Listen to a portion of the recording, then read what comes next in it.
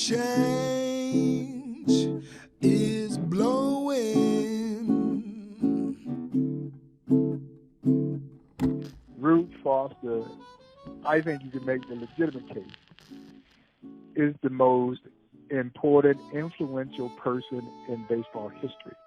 Foster was a very formidable right-hand pitcher for the Chicago American Giants and other clubs at the turn of the century. Rube had been a great pitcher, but Foster is best known as this visionary, this tremendous leader.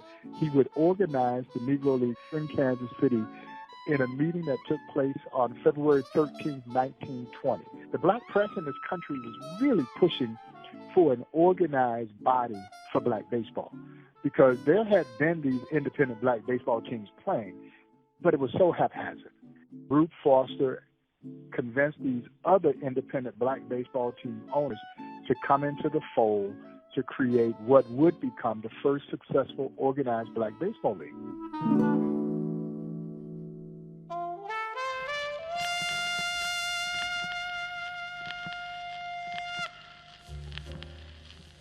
Rube was adamant about the style of play that became signature Negro Leagues baseball: fast, aggressive, daring.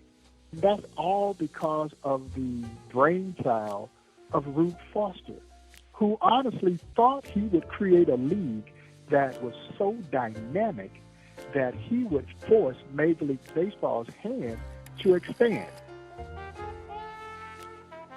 His hope was that he could put a quality team on the field and someday would be incorporated into white Major League Baseball. That was the ultimate goal.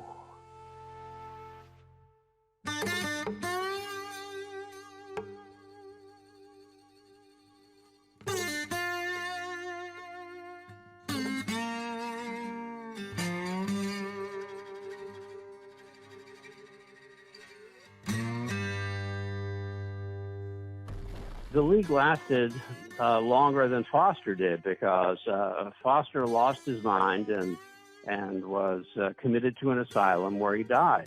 It's a almost unbelievable story. Rube was on league business in Indianapolis when he's exposed to a gas leak. A passerby comes by, smells gas, kicks in, brings him out.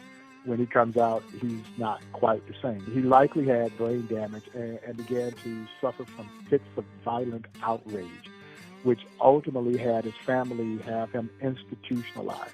And so here is one of the most brilliant minds in baseball history who dies in an insane asylum.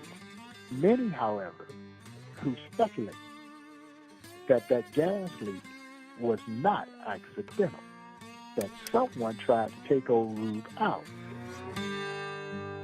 Even though the Negro Leagues were having unprecedented success, there were those who thought that Rube was too powerful. Man, you can't make this stuff up.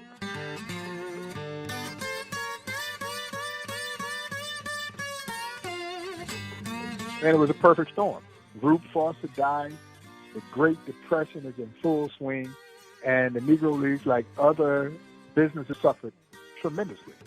And then about 33, Gus Greenleaf came in and brought a level of organizational skill and resources that revived the Negro Leagues, and all of a sudden, Negro Leagues baseball explodes again. And that explosion goes all the way through the 40s until Jackie Robinson breaks the color barrier.